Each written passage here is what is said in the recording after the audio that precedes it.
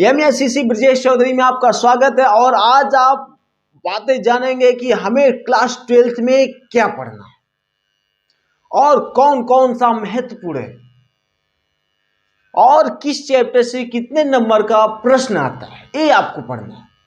चलिए देखिए, class 12th में यदि आप एंट्री कर गए हो तो खुद को झोंक दीजिए, तोड़ दीजिए। अगर देखिए, कहा गया है कि निखरता वही है जो पहले से बिखर चुका हो, तो आपके अंदर वो हौसला है, आपके अंदर वो ताकत है कि आप चाहे जिस तूफान को मोड़ सकते हैं। आइए, सबसे पहला जो आपका चैप्टर है, ये आपका जो चैप्टर वैद्युत क्षेत्र तथा आवेश या वैद्युत आवेश तथा क्षेत्र। और इस क्षेत्र के इसके अंतर्गत आपको पढ़ना क्या है? इसके अंतर्गत आपको पढ़ना है कूलाम का नियम, उसके बाद फिर आपको पढ़ना है वैद्युत क्षेत्र, ठीक, और उसके बाद फिर वैद्युत द्विध्रुव। ये आपका मोस्ट इंपॉर्टेंट है, बहुत ही महत्वपूर्ण है आपका है। उसके बाद फिर आपका दूसरा चैप्टर आता है और इस दूसरे चैप्टर में आपका है गॉस की प्रमेय। गॉस की प्रमेय बहुत ही महत्वपूर्ण आपका है, गॉस की प्रमेय। उसके बाद फिर आपका अगला चैप्टर आता है वैद्युत विभव तथा धारिता।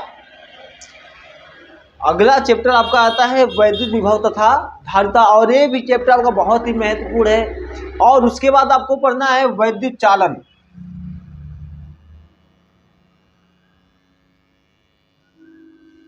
ये आपका यहां से स्टार्ट हो जाता है इलेक्ट्रोस्टैटिक्स।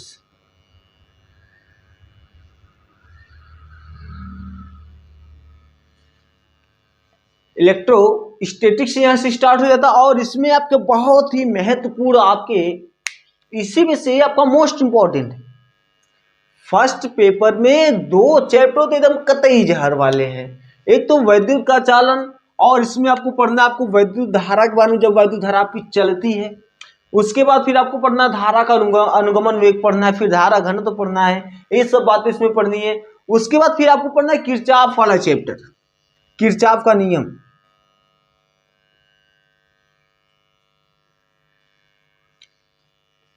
किरचॉफ का नियम पढ़ना है। और इस चैप्टर से तो भाई मानो चाहे मत मानो, कम से कम 2 प्रश्न आपके एग्जाम में छपते। एक प्रश्न तो खुद ये है किरचॉफ का नियम। उसके बाद आपका प्रश्न आता है व्हीटस्टोन सेतु। इसके बाद आपका आता है व्हीटस्टोन सेतु। और उसके बाद फिर आपका विभवमापी आता है, बहुत ही महत्वपूर्ण आपको है। और उसके बाद फिर आपका आता है भाई मीटर सेतु। तो ये सब बातें आपको पढ़नी है। मीटर सेतु हो गया।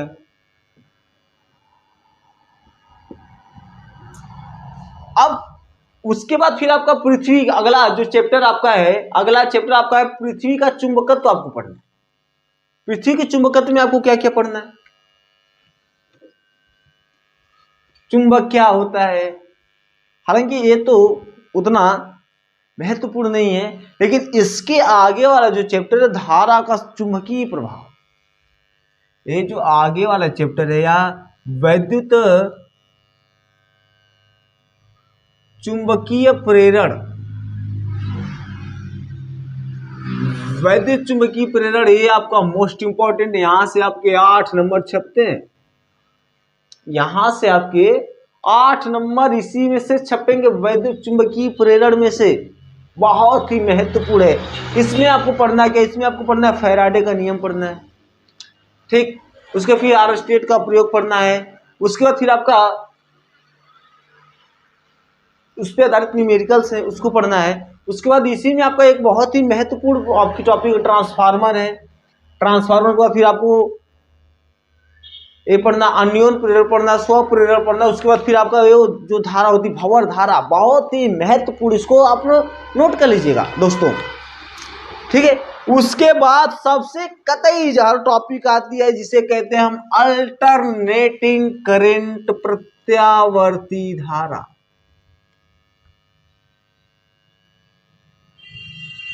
प्रत्यावर्ती धारा most important, it is a most important. Alternating current है जो धारा का मान समय के साथ बदलता रहता है, ऐसी धारा को प्रत्यावर्ती धारा कहते हैं। ए भाई साहब ये भी 8 नंबर, और इसमें तो फिक्स है, न्यूमेरिकल तो कम से कम 2 फिक्स ही हैं, 2 न्यूमेरिकल फिक्स हैं। और इस प्रत्यावर्ती धारा में आपको परिपथों के बारे में पढ़ना है, एल परिपथ, सी परिपथ, आर परिपथ, एल सी आर परिपथ, पता नहीं क्या क्या परिपथ है। इसको मैंने एक सीक्वेंस के साथ में आपको पढ़ाऊंगा। वो धारा का वर्ग माध्य मूल मान क्या होता है, 2 नंबर का हर साल पूछता है ये प्रश्न। और उसके बाद फिर आपको पढ़ना है वैद्युत चुंबकीय तरंगे, ठीक है, उसके बारे में पढ़ना है। और उसके बाद फिर आपका फर्स्ट पेपर फिनिश। फिर अब हम सेकेंड पेपर की बात करते हैं। सेकेंड पेपर बहुत ही 35 नंबर का आपका फर्स्ट पेपर रहेगा और 35 नंबर आपका सेकेंड पेपर, प्लस आपको 30 नंबर मिलेगा प्रैक्टिकल पे। एक फिजिक्स की कहानी है, ठीक है।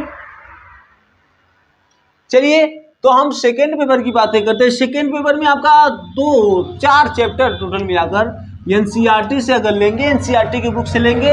और इस बार ये समझिएगा कि एनसीईआरटी के बाहर से कुछ नहीं आया था पेपर में, 2022 के पेपर में एनसीईआरटी के बाहर का कुछ नहीं आया था, ठीक। जो भी आया था एनसीईआरटी से आएगा। तो पहला चैप्टर है आपका सेकेंड पेपर में, पहला चैप्टर है किरण प्रकाशिकी।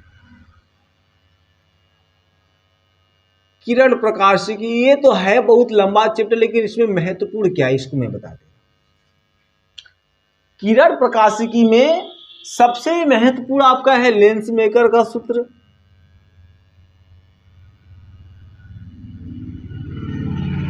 मतलब कि ए आपको पढ़ना है। और उसके बाद इसी में आपका गोलीय पृष्ठ द्वारा अपवर्तन है, गोलीय पृष्ठ द्वारा अपवर्तन है। उसके बाद आपको पढ़ना है प्रिज्म, प्रिज्म के बाद आपको पढ़ना है पूर्ण आंतरिक परावर्तन, क्रांतिक कोण। उसके बाद फिर प्रकाश का प्रकीर्णन, फिर रेले का नियम, बहुत ही महत्वपूर्ण प्रश्न। जो इंटेंसिटी होती है वह intensity inversely proportional to lambda power 4। ए भाई साहब, रेले भाई साहब ने अपना एक नियम दे दिया, ये होता है। उसके बाद फिर आपका ये चैप्टर, इसी चैप्टर में शायद फिर आपका प्रकाशिक केंद्र भी है, सूक्ष्मदर्शी, दूरदर्शी और परावर्ती दूरदर्शी, बहुत ही महत्वपूर्ण आपका है। परावर्ती दूरदर्शी इस बार छपा था। उसके बाद ये चैप्टर में, इस चैप्टर में से आपके 8 नंबर आ जाने, 8 नंबर इसी चैप्टर से आ जाने। उसके बाद फिर आपका दूसरा जो चैप्टर आता है उसे हम कहते हैं तरंग प्रकाशिकी, बहुत ही कतई जहर प्रश्न है। तरंग प्रकाशिकी से क्या क्या आएगा। तरंग प्रकाशिकी में आपका 9 नंबर छपता है। तरंग प्रकाशिकी में सबसे पहला आपका है भाई व्यतिकरण,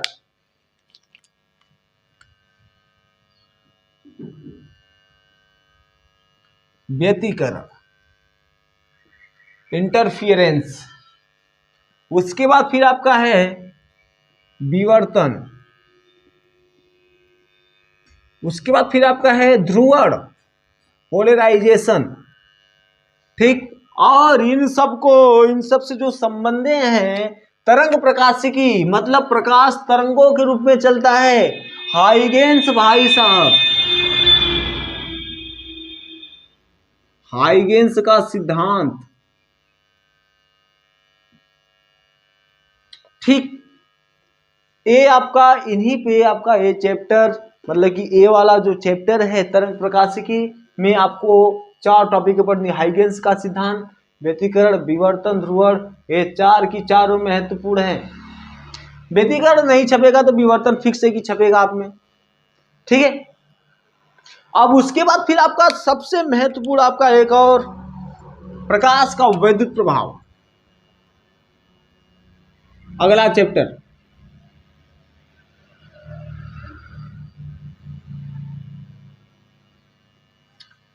उसी में आपको पढ़ना है आइंस्टीन का समीकरण, आइंस्टीन का प्रकाश वैद्युत प्रभाव समीकरण। उसके बाद आपको एक चैप्टर आपका क्लोज, और उसके बाद आपका जो चैप्टर परमाणु तथा नाभिक,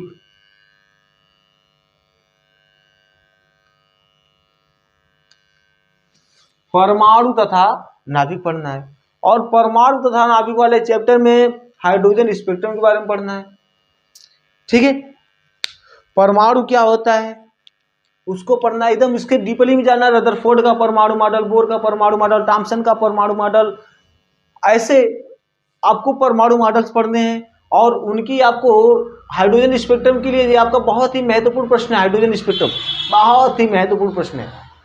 ठीक, और उसके बाद आपकी सबसे लास्ट टॉपिक पड़ती है अर्धचालक। अर्धचालक, अर्धचालक बहुत ही महत्वपूर्ण है आपका, सेमीकंडक्टर जिसे कहते हैं। तो इसमें आपको पढ़ना है तरंग दिष्टकारी, बहुत ही महत्वपूर्ण प्रश्न, तरंग दिष्टकारी। फिर पीएन संधि डायोड हर बार छपता है। तो कुल मिलाकर ये फिजिक्स में आपको इतने पढ़ने, ठीक है।